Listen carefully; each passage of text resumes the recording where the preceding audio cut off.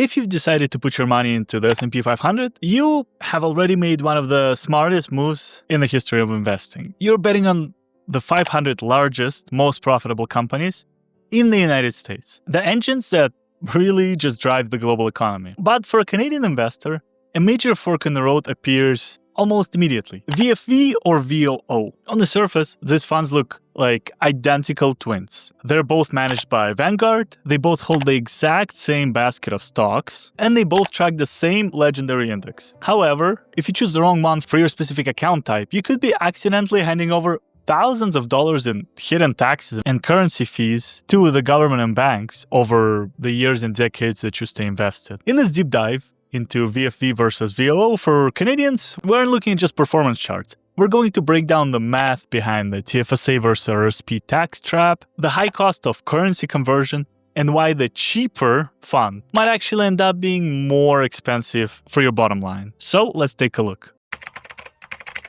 The fundamental comparison is quite simple to understand once you see the wrapper structure, because that's all it is, a little wrapper.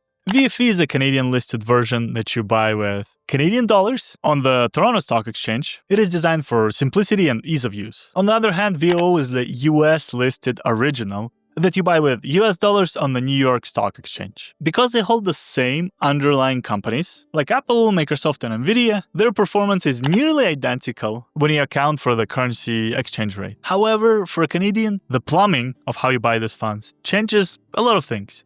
You aren't just choosing a ticker symbol, you're choosing a tax and currency strategy.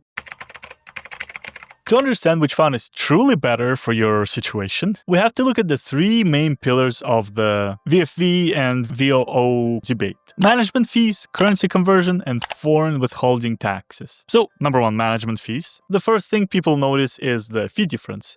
VOO has an MER of just 0.03%.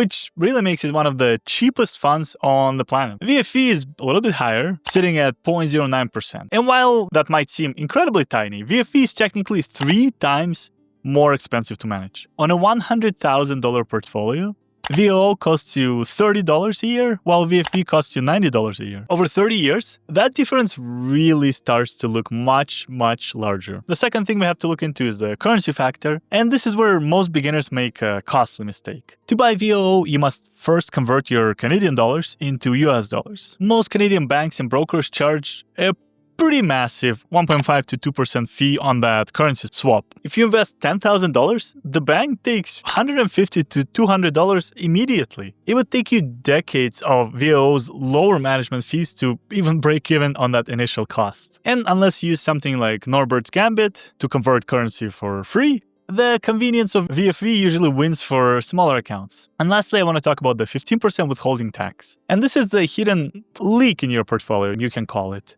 The US government charges a 15% tax on all dividends paid to foreign investors. Because VFV is a Canadian wrapper, the IRS takes the tax out before the dividend even reaches your account. But of course, there's a loophole, the RRSP.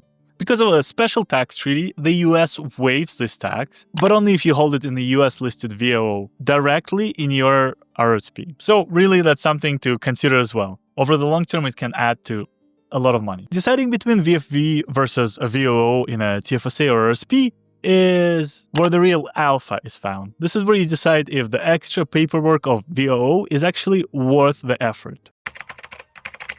In a tax-free savings account, the 15% withholding tax is unavoidable. There's absolutely nothing you can do. The US government simply does not recognize the TFSA as a retirement account, which it isn't. This means that whether you hold VFV or VOO, that dividend tax is gone forever. The winner here is VFV. Since you lose the tax money anyways, it's almost never worth the hassle of the high cost of converting your money to US dollars just to buy the American version. So RRSP, it might make sense. TFSA, it doesn't really make sense. In RRSP, VOO becomes the undisputed heavyweight champion. Let me clarify. By holding VOO in your RRSP, you keep 100% of your dividends. No tax is withheld at the source. The winner is VOO, absolutely. However, this only makes sense if your portfolio is large enough to justify the effort of currency conversion. Most experts agree that once your US holdings hit $50,000 mark, that's when it's time to switch to VOO to maximize your compounding. So if you only have a couple $100 in your RRSP, don't worry about it. It's probably not worth it. So which one should you buy? The Vanguard VFV versus VOO debate really comes down to the current size of your account and your personal patience for managing currency. It's one more thing to worry about. If you want a hands-off approach, VFV is really your best friend. If you want every single penny of efficiency accounted for, VOO should probably be the one for you. I would say you should choose VFV if you're investing in TFSA, your dollar cost averaging a few $100s every month, or you want the simplest investing life out there. This extra fee is a tiny price for this extreme convenience. That doesn't make sense until you have a lot of money in your account. And I would say choose VOO if you're building a massive forever portfolio inside your RRSP.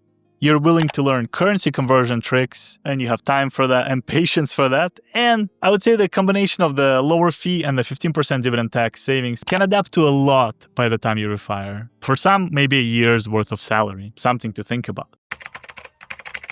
Anyways, guys, thank you so much for watching. Navigating the VFV versus VOO Reddit threads can feel like a headache. It sure was for me when I was making a little research for this, but the math is very clear.